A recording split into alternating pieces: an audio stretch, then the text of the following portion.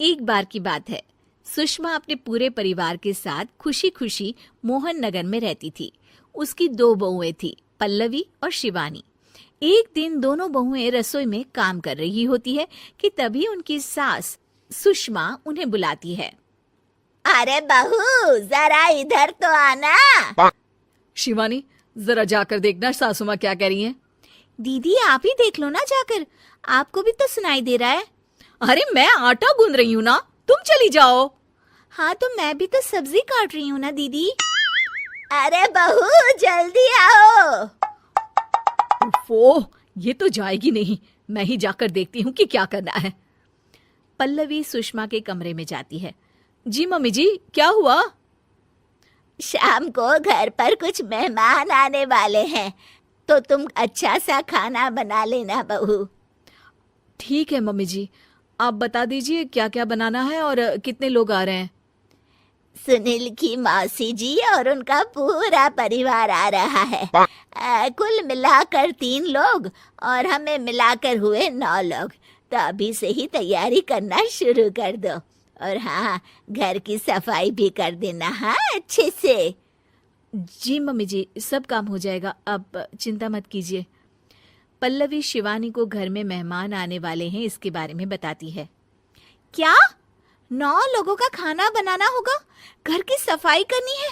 बाप रे, सासू माँ ने तो हमें घर की नौकरानी ही समझ कर रखा है। ऐसा नहीं बोलते शिवानी, हम इस घर की बहू हैं और घर के काम करना हमारा फर्ज है।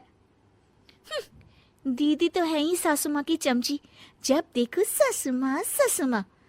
मैं तो इतना सारा काम नहीं करने वाली। शिवानी कपड़े लेकर गमला साफ कर रही होती है और चक्कर आने का नाटक करने लगती है। मेरा सर चकरा रहा है। तभी वहां पल्लवी और सासू माँ जाते हैं। अरे बहू, क्या हो गया तुम्हें? मम्मी जी, बहुत तेज सर में दर्द हो रहा है। तुम एक काम करो शिवानी, आराम कर लो। नहीं नहीं दीदी, घर में मेहमान आने वाले हैं, मुझे आपकी मदद करनी चाहिए। अरे कोई बात नहीं शिवानी, तुम आराम कर लो, मैं सब काम कर लूंगी। ठीक है दीदी, अगर आप इतना कह रही हैं तो आराम कर लेती हूँ। शिवानी आराम से अपने कमरे में मैगजीन पढ़ रही होती है। इसे कहते हैं आराम की जिंदगी। इतना सारा काम। चलो, सारा काम खत्म हो गया, शिवानी को देख आती हूँ। शिवानी अपने कमरे में ईयरफोन में गाने सुनते सुनते सो जाती है और उसके साइड में मैगजीन भी रखी होती है। पल्लवी वहां आ जाती है और वो सब देखती है। ओहो, तो मतलब सब काम चोरी का बहाना था। अभी बताती हूँ इसको।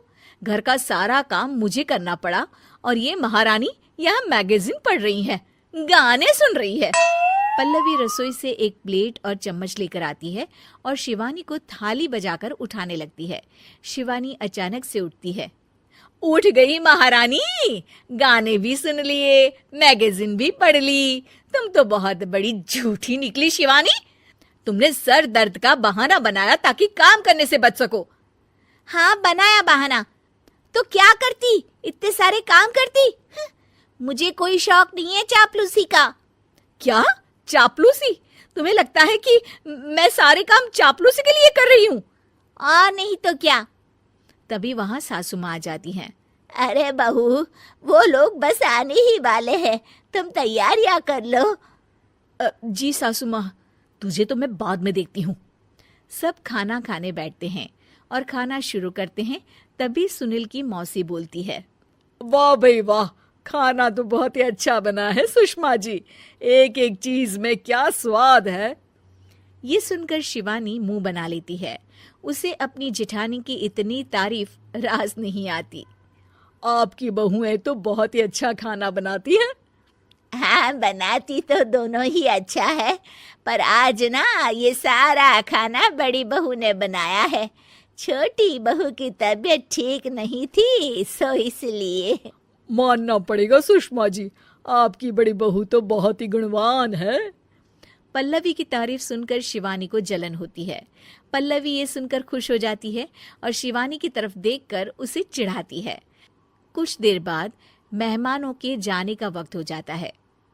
मौसी जी सबके लिए उपहार लाई होती है। वो सबको शगुन के पैसे देती हैं और अंत में पल्लवी के पास आती है।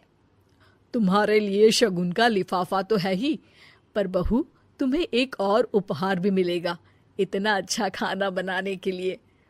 मौसी अपने सोने के कंगन निकालकर पल्लवी को पहना देती है।